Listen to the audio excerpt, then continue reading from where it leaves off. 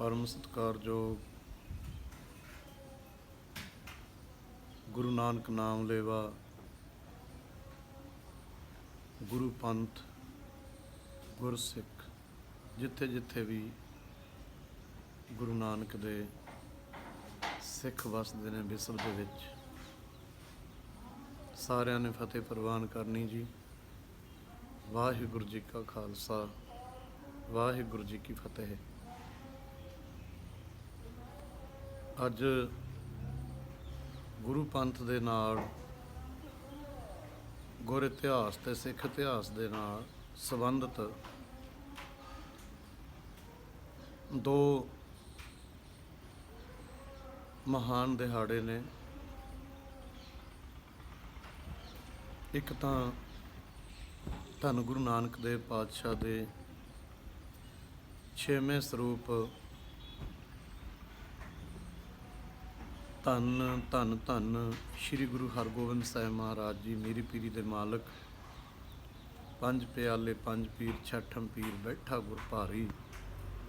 अर्जन काया पलट कै मूरत हरगोबिंद सवारी। चली पीढ़ी सोडियां रूप दिखावन वारो वारी। दल भंजन गुरसूरमा बड़ जोधा बहु परोपकारी। महान परोपकारी मेरी पीरी दे मालक धन श्री गुरु हरगोबिंद साहिब महाराज का आगमन दिहाड़ा है। साहिबां दे 6वें सतगुरां दे पावन पवित्र अवतार दिहाड़े दियां समूह संगतां नूं देशां विदेशां दीयां संगतां नूं बहुत बहुत वधाइयां होण, जिन्हां ने सानू नवीं सेध दित्ती और गुरु साहब ने किरपा करके अपने जीवन विच वो कारज कर दिखाए जालम हकूमत दे अगे नहीं झुके। 4 जंगां कीतियां ते सतगुरु पातशाह चारे जंगां नूं बड़ा छेती जितदे रहे। एडे वड्डे सूरमे अकाल तख्त साहिब की रचना उन्हां महान सतगुरां दा जिक्र किया उस समय दे ढाडियां ने और प्रचारकां ने विद्वानां ने। 2 तलवारां वधियां, एक मीरी दी, एक पीर दी, एक अजमत दी, एक राज दी, एक राखी करे वजीर दी। हिम्मत बाहां कोटगढ़ दरवाजा बलख वखीर दी। पग तेरी की जहांगीर दी। धन धन श्री गुरु हरगोबिंद साहिब महाराज के आगमन दिहाड़े की समूह पंथ नूं गुरसिखां नूं देश विदेश बसदियां संगतां नूं बहुत बहुत बधाई होवे। दूसरा दिन अज जो सिख धर्म दे नाल सिख पंथ दे नाल संबंधित है। पहलां भी ये होए वड्डा घल्लूघारा जो 1762 5 फरवरी नूं कुपर हीड़े की जंग दे अपना मैदान दे विच होया, जिथे हज़ारां सिंह ਸਿੰਘਣੀਆਂ शहीद होए। दूसरा कानूवाल शंभ दे विच ते तीसरा हिंदुस्तान की उस समय की जालम सरकार ने सिखां नूं वधदे फुलदे ते सिखां दीयां तरक्कियां सिखां दीयां चढ़दियां कलां ना बर्दाश्त होईयां और बड़े कोझियां हरकतां करके सिख पंथ नूं सिख जवानी नूं कुचलण दा यतन कीता, जिस विच साडे अखौती पंथक लीडरां ने और होर भी कई जथेबंदियां दे मुखियां ने उस जालम सरकार दा साथ दे के एक काले कारनामे दे विच अपनी काली करतूत दा रोल अदा कीता, जिन्हां नूं हमेशा वास्ते सिख कौम ਜਾਂ आने वाली पीढ़ियां कदे बर्दाश्त नहीं करनगियां। अज दे दिन भावें कि करफ्यू की तैयारी सरकार ने सोच समझ के उस समय दे भावें सिख लीडर सन भावें सिख फौजां दे जरनैल सन, समय की सरकार के प्रभाव के हेठां ते लालचां ते अहुदियां के हेठां आके उन्होंने उस धार्मिक अस्थान नूं बेकिरकी ते बेदर्दी दे नाल ढह ढेरी कीता। धन श्री गुरु ग्रंथ साहिब महाराज दे ਸਰੂਪਾਂ ਦੀਆਂ ਔਰ ਸਿੱਖੀ ਸਿਧਾਂਤਾਂ ਦੀਆਂ ਰੱਜ ਕੇ ਘੋਰ ਬੇਅਦਬੀਆਂ ਕੀਤੀਆਂ, ਉਹ ਅੱਜ ਦਾ ਦਿਨ ਹੈ 6 ਜੂਨ 1984, ਜੋ ਸ਼੍ਰੀ ਅਕਾਲ ਤਖਤ ਸਾਹਿਬ ਤੇ ਉਹਨਾਂ 1984 ਦੇ ਸਾਰੇ ਸ਼ਹੀਦਾਂ ਨੂੰ ਸਮਰਪਿਤ ਵਿਸ਼ਵ ਪੱਧਰ ਤੇ ਸ਼੍ਰੀ ਅਕਾਲ ਤਖਤ ਸਾਹਿਬ ਤੇ ਮਨਾਇਆ ਜਾਂਦਾ ਹੈ। ਇਹ ਦਿਨ ਸ਼ਹੀਦਾਂ ਦਾ, ਜਿਸ ਦੀ ਗਵਾਹੀ ਮਹਾਨ ਸ਼ਹੀਦ ਕੌਮ ਦੇ ਮਹਾਨ ਜਰਨੈਲ ਸੰਤ ਗਿਆਨੀ ਜਰਨੈਲ ਸਿੰਘ ਜੀ ਖਾਲਸਾ ਭਿੰਡਰਾਂ ਵਾਲੇ, ਆਲ ਇੰਡੀਆ ਸਿੱਖ ਸਟੂਡੈਂਟ ਫੈਡਰੇਸ਼ਨ ਦੇ ਪ੍ਰਧਾਨ ਸ਼ਹੀਦ ਭਾਈ ਅਮਰੀਕ ਸਿੰਘ ਜੀ, ਸਾਡੀ ਕੌਮ ਦੇ ਮਹਾਨ ਜਰਨੈਲ ਸ਼ਹੀਦ ਭਾਈ ਸੁਵੇਗ ਸਿੰਘ ਜੀ, ਜਿਹਨੂੰ ਜਰਨਲ ਸੁਵੇਗ ਸਿੰਘ ਵੀ ਕਹਿ ਦਿੰਦੇ ਹਾਂ ਅਸੀਂ, ਬਾਬਾ ਠਾਰਾ ਸਿੰਘ ਜੀ, ਹੋਰ ਬਹੁਤ ਸਾਰੇ ਜੁਝਾਰੂ ਜਥੇਬੰਦੀਆਂ ਦੇ ਸਿੰਘ, ਵੱਖ-ਵੱਖ ਜਥੇਬੰਦੀਆਂ ਦੇ, ਜੋ ਸ਼੍ਰੀ ਅਕਾਲ ਤਖਤ ਸਾਹਿਬ ਤੇ ਔਰ ਨਮਸਕਾਰ ਕਰਕੇ ਸੰਗਤਾਂ ਦੇ ਸਮੇਤ ਇਸ ਧਰਮ ਯੁੱਧ ਮੋਰਚੇ ਦੀ ਅਗਵਾਈ ਕਰ ਰਹੇ ਸਨ। ਧੰਨ ਧੰਨ ਸ਼੍ਰੀ ਗੁਰੂ ਅਰਜਨ ਦੇਵ ਮਹਾਰਾਜ ਦਾ ਪਾਵਨ ਪਵਿੱਤਰ ਸ਼ਹੀਦੀ ਦਿਹਾੜਾ ਤਕਰੀਬਨ 31 ਮਾਰਚ ਤੋਂ, ਭਾਵੇਂ ਕਰਫਿਊ ਲੱਗ ਗਿਆ ਸੀ 1984 31 ਮਾਰਚ ਨੂੰ, ਸਿੱਖ ਸੰਗਤਾਂ ਆਉਣੀਆਂ ਸ਼ੁਰੂ ਹੋ ਗਈਆਂ, ਪਰ ਇਹਨਾਂ ਨੇ ਬੜੀ ਬਦਨੀਤੀ ਤੇ ਮਾੜੀ ਨੀਤੀ ਦੇ ਨਾਲ ਸਿੱਖ ਸੰਗਤਾਂ ਨੂੰ ਸਾਰੀਆਂ ਨੂੰ ਦਰਬਾਰ ਸਾਹਿਬ ਤੋਂ ਡਿਊਟੀਆਂ ਦੇ ਗੇਟਾਂ ਤੋਂ ਅੰਦਰ ਕਰਕੇ ਤੇ ਪਿੱਛੋਂ ਕਰਫਿਊ ਲਾ ਦਿੱਤਾ ਹੈ। ਕਰਫਿਊ ਲਾ ਕੇ 3 ਜੂਨ ਦੀ ਰਾਤ ਨੂੰ ਔਰ ਭੰਨ ਕੇ ਜਿਹੜੇ ਦਰਵਾਜ਼ੇ ਸੀਗੇ, ਇਮਾਰਤਾਂ ਸੀ, ਤੋੜ ਕੇ ਟੈਂਕ ਅੰਦਰ ਵੜੇ, ਜਿੱਥੇ ਸ਼ਹੀਦ ਬਾਬਾ ਦੀਪ ਸਿੰਘ ਜੀਆਂ ਦਾ ਬੂੰਗਾ ਹੈ ਤੇ ਇੱਧਰ ਬਾਬਾ ਸਵਾਇਆ ਸਿੰਘ ਵਾਲੀ ਸ਼ਬੀਲ ਹੈ, ਜਾਂ ਗੁਰਦੁਆਰਾ ਝੰਡੇ ਬੂੰਗੇ ਅਕਾਲ ਤਖਤ ਸਾਹਿਬ ਦੇ ਸਾਹਮਣੇ, ਇੱਥੇ ਟੈਂਕ ਖੜਾ ਕੇ ਅਕਾਲ ਤਖਤ ਸਾਹਿਬ ਦੇ ਉੱਤੇ ਟੈਂਕਾਂ ਦੇ ਨਾਲ ਹਮਲਾ ਕੀਤਾ ਔਰ ਗੋਲੇ ਸੁੱਟੇ ਗਏ। ਹਰਿਮੰਦਰ ਸਾਹਿਬ ਦੇ ਗੁੰਬਦ ਸਾਹਿਬ ਦੇ ਵਿੱਚ ਰਾਈਫਲਾਂ ਦੇ ਨਾਲ SLR ਵਰਗੀਆਂ, LMG ਵਰਗੀਆਂ ਜਾਂ ਭਿਅੰਕਰ ਉਸ ਸਮੇਂ ਦੀ ਸਮੱਗਰੀ ਵਰਤ ਕੇ ਔਰ ਸ਼੍ਰੀ ਹਰਿਮੰਦਰ ਸਾਹਿਬ ਨੂੰ ਵੀ ਤੇ ਗੁਰੂ ਗ੍ਰੰਥ ਸਾਹਿਬ ਮਹਾਰਾਜ ਨੂੰ ਵੀ ਗੋਲੀਆਂ ਮਾਰੀਆਂ ਗਈਆਂ। ਤੇ ਉੱਥੇ ਕੀਰਤਨ ਕਰਦੇ ਕੀਰਤਨੀਏ, ਰਾਗੀ ਸਿੰਘਾਂ ਨੂੰ, ਗ੍ਰੰਥੀ ਸਿੰਘਾਂ ਨੂੰ, ਆਈਆਂ ਹੋਈਆਂ ਸੰਗਤਾਂ ਨੂੰ, ਸ਼੍ਰੀ ਅਕਾਲ ਤਖਤ ਸਾਹਿਬ ਦੀ ਇਮਾਰਤ ਨੂੰ ਜੋ ਅੱਗ ਲਾ ਕੇ ਢਹਿ ਢੇਰੀ ਕੀਤੀ, ਗੋਲੇ ਮਾਰ ਮਾਰ ਕੇ, ਕੋਈ ਵੀ ਬਖਸ਼ਿਆ ਨਹੀਂ। ਬੁੱਢੇ ਬਜ਼ੁਰਗ, ਮਾਵਾਂ, ਬੀਬੀਆਂ, ਬੱਚੀਆਂ ਤਰਲੇ ਕਰਦੀਆਂ। ਤੇ ਇੱਥੇ ਤੱਕ ਕਿ ਜਦੋਂ ਗੁਰੂ ਰਾਮਦਾਸ ਮਹਾਰਾਜ ਦੀ ਸਰਾਂ ਦੇ ਪਿਛਲੇ ਪਾਸੇ ਪਾਣੀ ਵਾਲੀ ਟੈਂਕੀ ਬੰਬ ਮਾਰ ਕੇ ਭੰਨੀ ਹੈ, ਉੱਥੋਂ ਬੀਬੀਆਂ, ਬੱਚੇ ਛੋਟੇ ਛੋਟੇ ਫੜੇ ਔਰ ਉਹਨਾਂ ਬੱਚਿਆਂ ਨੂੰ ਉਸ ਸਮੇਂ ਦੀ ਹਕੂਮਤ ਨੇ ਜੋ ਮਿਲਟਰੀ ਭੇਜੀ ਸੀ, ਬੇਕਿਰਕ ਤੇ ਬੇਦਰਦ ਲੋਕਾਂ ਨੇ ਨਿੱਕੇ ਨਿੱਕੇ ਬੱਚਿਆਂ ਨੂੰ, ਬੱਚੀਆਂ ਨੂੰ ਗੋਲੀਆਂ ਮਾਰ ਮਾਰ ਕੇ, ਭੁੰਨ ਭੁੰਨ ਕੇ ਔਰ ਸਰੋਵਰ ਦੇ ਵਿੱਚ ਸੁੱਟਿਆ ਗਿਆ।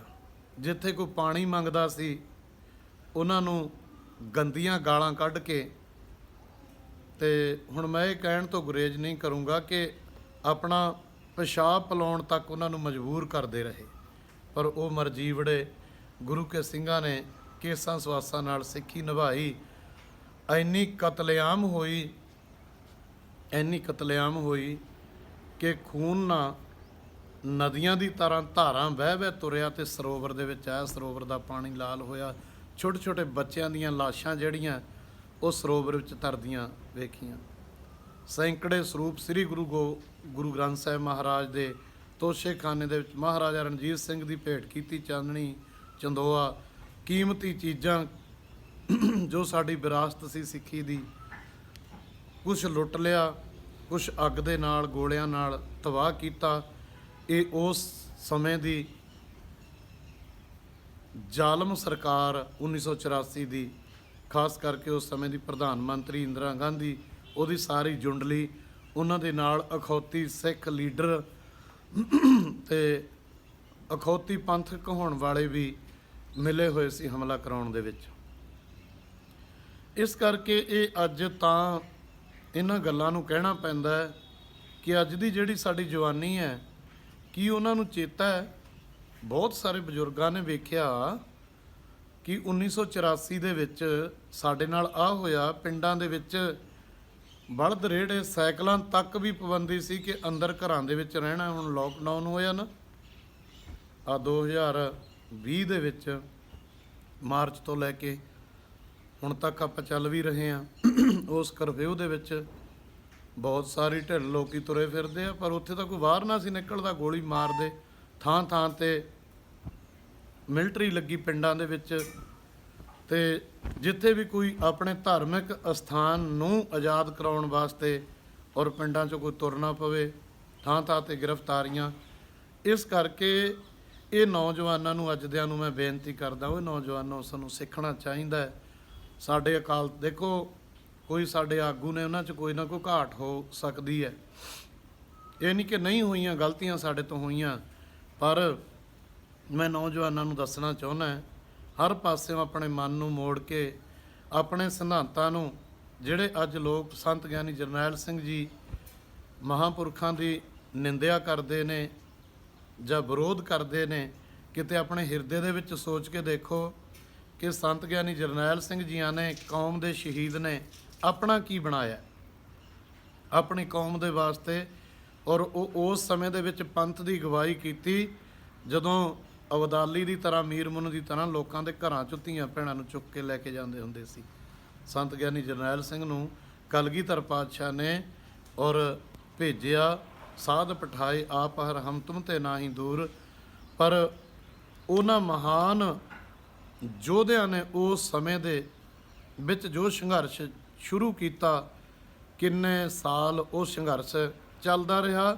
ਪਰ ਉਹ ਸੋਚ ਨੂੰ ਜਿਹੜੇ ਮਰਜੀਵੜੇ ਨੇ, ਉਹ ਹੁਣ ਵੀ ਉਸ ਸੋਚ ਨੂੰ ਲੈ ਕੇ ਤੁਰੇ ਹੋਏ ਨੇ। ਨਹੀਂ ਕਿ ਉਹਦਾ ਕੋਈ ਅਲੋਪ ਹੋ ਗਈ ਜਾਂ ਕੋਈ ਉਹਦਾ ਨਾਸ ਹੋ ਗਿਆ ਜਾਂ ਕੋਈ ਉਹ ਬੰਦ ਹੋ ਗਈ, ਨਹੀਂ ਨਹੀਂ ਨਹੀਂ।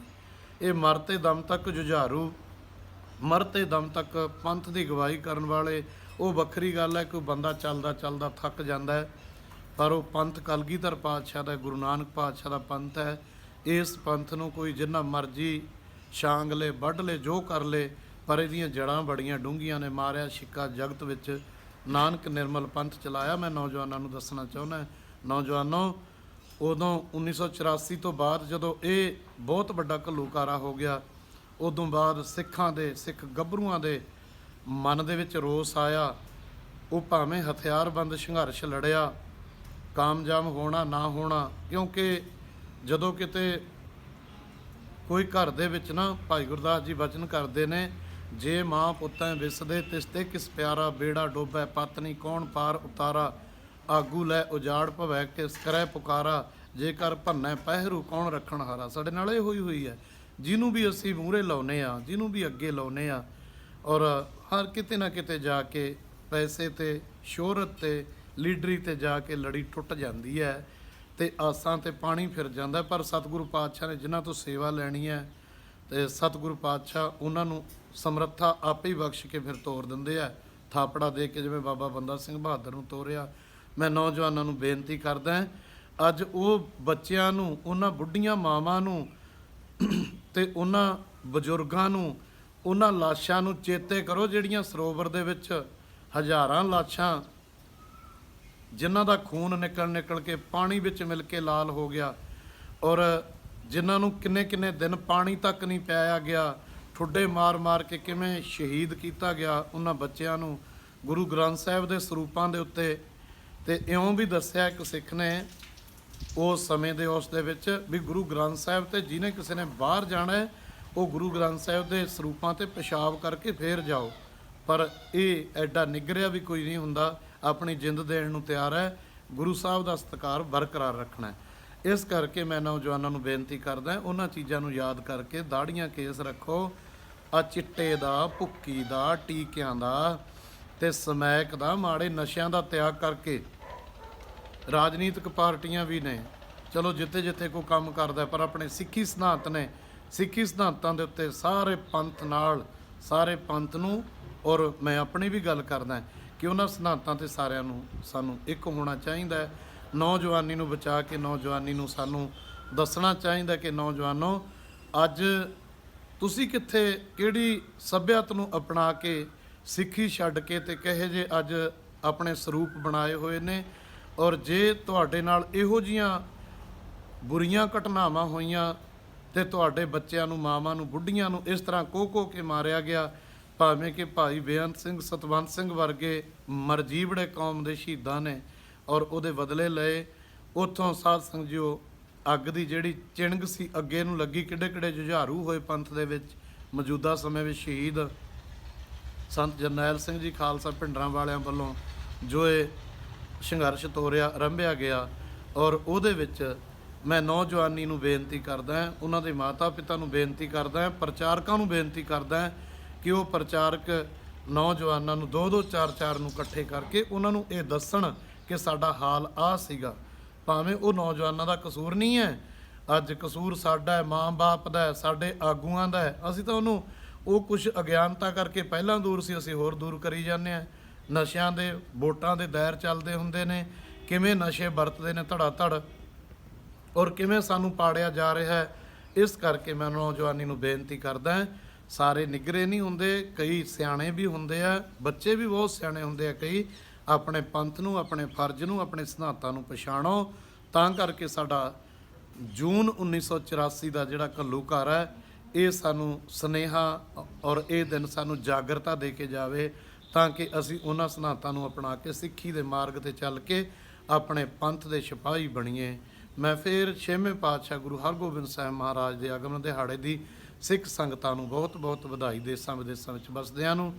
ਔਰ ਅੰਮ੍ਰਿਤ ਛਕੋ, ਸਿੰਘ ਸਜੋ, ਗੁਰੂ ਵਾਲੇ ਬਣੋ, ਨਿਤਨੇਮੀ ਬਣੋ, ਨਾਮ ਸਿਮਰਨ ਸੇਵਾ। ਆਪਸ ਵਿੱਚ ਵੈਰ ਵਿਰੋਧ ਹੈ, ਮੈਂ ਕਿਸੇ ਨੂੰ ਕਹੀ ਜਾਊਂ ਬੁਰਾ, ਤੁਸੀਂ ਮੈਨੂੰ ਕਹੀ ਜਾਓਗੇ ਬੁਰਾ, ਕੁਛ ਨਹੀਂ ਬਣਨਾ ਹੈ, ਕੁਛ ਨਹੀਂ ਬਣਾ। ਕਿਉਂਕਿ ਰੱਬ ਸਾਰਿਆਂ ਦਾ ਪਰਮਾਤਮਾ ਆਪਨ ਬਾਪੈ ਨਾਹੀਂ ਕਿਸੇ ਕੋ, ਭਾਵਨ ਕੋ ਹਰ ਰਾਜਾ। ਕਬੀਰ ਸਭ ਤੇ ਹਮ ਬੁਰੇ, ਹਮ ਤਜ ਭਲੋ ਸਭ ਕੋਏ। ਤੇ ਕਦੀ ਵੀ ਆਪਣੇ ਗਿਰੀਵਾਨ ਮਹਿ ਸਿਰ ਨੀਮਾ ਕਰ ਦੇਖ, ਆਪਣੇ ਔਗਣਾਂ ਨੂੰ ਦੇਖ ਲੈਣਾ ਚਾਹੀਦਾ। ਔਰ ਤਾਂ ਕਰਕੇ ਅਸੀਂ ਗੁਰਮੁਖਾਂ ਦੀ ਸੰਗਤ ਕਰਕੇ, ਨਿਤਨੇਮੀਆਂ ਨਾਮ ਦੇ ਰਸੀਆਂ ਦੀ ਸੰਗਤ ਕਰਕੇ, ਔਰ ਜਿਹੜੇ ਕੁਰਬਾਨੀ ਵਾਲੇ ਸਿੰਘ ਨੇ ਉਹਨਾਂ ਦੀ ਸੰਗਤ ਕਰਕੇ ਅਸੀਂ ਆਪਣੇ ਫਰਜ਼ ਪਛਾਣ ਸਕੀਏ। ਹੋਈਆਂ ਭੁੱਲਾਂ ਚੁੱਕਾਂ ਦੀ ਖਿਮਾ। ਸਮੂਹ ਗੁਰੂ ਖਾਲਸਾ ਪੰਥ ਜਿੱਥੇ ਜਿੱਥੇ ਵਿਸ਼ਵ ਵਿੱਚ ਵੱਸਦਾ ਹੈ, ਔਰ ਸਾਰਿਆਂ ਨੂੰ ਭੁੱਲਾਂ ਚੁੱਕਾਂ ਖਿਮਾ ਕਰਿਓ। ਔਰ ਦਾਸ ਫਤਿਹ ਅਰਜ ਕਰਦਾ ਸਮਾਪਤੀ ਦੀ, ਪ੍ਰਵਾਨ ਕਰਿਓ ਜੀ। ਵਾਹਿਗੁਰੂ ਜੀ ਕਾ ਖਾਲਸਾ, ਵਾਹਿਗੁਰੂ ਜੀ ਕੀ ਫਤਿਹ।